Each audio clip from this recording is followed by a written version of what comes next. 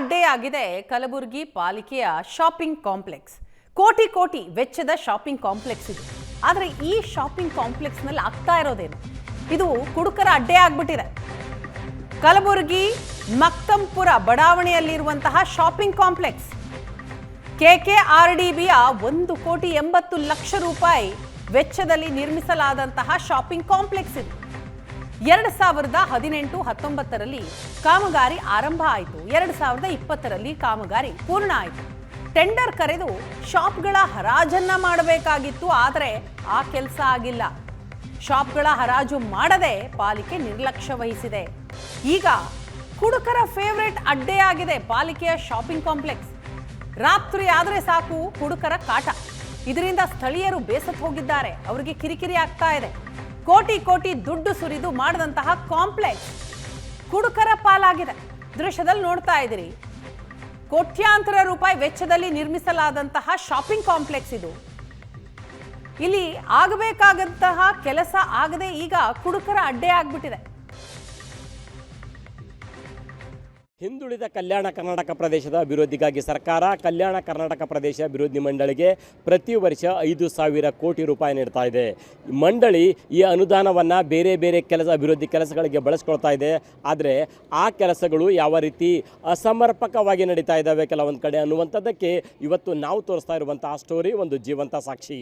ಈ ಒಂದು ಕಟ್ಟಡ ಏನು ನೋಡ್ತಾ ಇದ್ದೀವಿ, ಇದು ಕಲಬುರಗಿಯ ಜಗತ್ ಬಡಾವಣೆಯ ಸಮೀಪ, ಕಲಬುರಗಿಯ ಗಾಜಿಪುರ್ ಬಡಾವಣೆಯಲ್ಲಿ ಮಹಾನಗರ ಪಾಲಿಕೆ ನಿರ್ಮಿಸಿರುವಂತಹ ಒಂದು ಬೃಹತ್ ಶಾಪಿಂಗ್ ಕಾಂಪ್ಲೆಕ್ಸ್ ಇದು. ಕಲಬುರಗಿ ಮಹಾನಗರ ಪಾಲಿಕೆ ಕಲ್ಯಾಣ ಕರ್ನಾಟಕ ಪ್ರದೇಶ ಅಭಿವೃದ್ಧಿ ಮಂಡಳಿ KKRDB ಅನುದಾನದಲ್ಲಿ ನಿರ್ಮಾಣ ಮಾಡಿರುವಂತಹ ಶಾಪಿಂಗ್ ಕಾಂಪ್ಲೆಕ್ಸ್ ಇದು.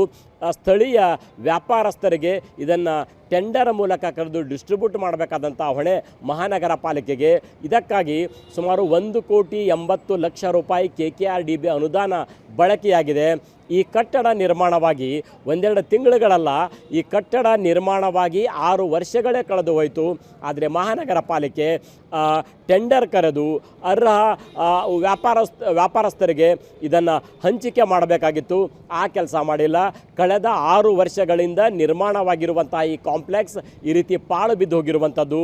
ಇದು ಅಕ್ಷರಶಃ ಸದ್ಯ ಕುಡುಕರ ತಾಣವಾಗಿ ಮಾರ್ಪಾಟಾಗ್ತಾ ಇದೆ. ಅನೈತಿಕ ಚಟುವಟಿಕೆಗಳ ತಾಣ ಆಗ್ತಾ ಇದೆ.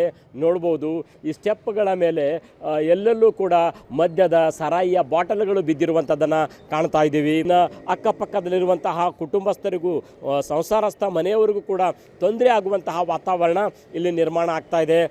ಅದಷ್ಟೇ ಅಲ್ಲ, ಸುಮಾರು 1,80,00,000 ರೂಪಾಯಿ ಮಹಾನಗರ ಪಾಲಿಕೆ KKRDB ಅನುದಾನದಲ್ಲಿ ನಿರ್ಮಾಣ ಮಾಡಿದೆ, ಇದಕ್ಕಾಗಿ ವ್ಯಯಿಸಿದೆ.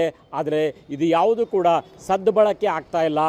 6 ವರ್ಷಗಳಿಂದ ಈ ಕಟ್ಟಡ ನಿರ್ಮಾಣಗೊಂಡು 6 ವರ್ಷ ಆಯಿತು, ಈಗಲೂ ಕೂಡ ಬಳಕೆ ಆಗ್ತಾ ಇಲ್ಲ. ಸಂಪೂರ್ಣ ಹಾಳು ಬಿದ್ದಿದೆ, ಪಾಳು ಬಿದ್ದಿದೆ. ಹಾಗಾದರೆ ಸ್ಥಳೀಯರು ಈ ಬಗ್ಗೆ ಏನು ಹೇಳ್ತಾರೆ ಅನ್ನುವಂಥದ್ದನ್ನು ಕೇಳೋಣ. ಈ ಒಂದು ಶಾಪಿಂಗ್ ಕಾಂಪ್ಲೆಕ್ಸನ್ನು ಈಗಾಗಲೇ ಕಲ್ಯಾಣ ಕರ್ನಾಟಕ ಅಭಿವೃದ್ಧಿ ಮಂಡಳಿಯಿಂದ 2019 ಮತ್ತು 20ನೇ ಸಾಲಿ 1.80 ಕೋಟಿ ರೂಪಾಯಿಯನ್ನು ಕೊಡೋ ಮೂಲಕವಾಗಿ ಇದು ಶಾಪಿಂಗ್ ಕಾಂಪ್ಲೆಕ್ಸನ್ನು ಈಗಾಗಲೇ ನಿರ್ಮಾಣ ಆಗಿ 6 ವರ್ಷ ಕಳೆಯಿತು.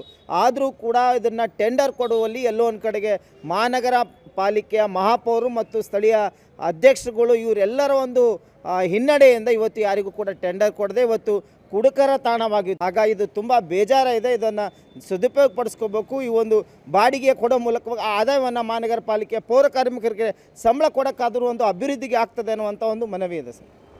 ಇದು ಸ್ಥಳೀಯರ ಆಕ್ರೋಶಕ್ಕೆ ಕಾರಣವಾಗಿರುವಂಥದ್ದು. ಏಷ್ಯಾನೆಟ್ ಸುವರ್ಣ ನ್ಯೂಸ್ಗಾಗಿ ಕಲಬುರಗಿಯಿಂದ ಕ್ಯಾಮರಾ ಪರ್ಸನ್ ಇಂದ್ರೈ ಜೊತೆ ನಾನು ಶರಣಯ್ಯ ಹಿರೇಮಠ.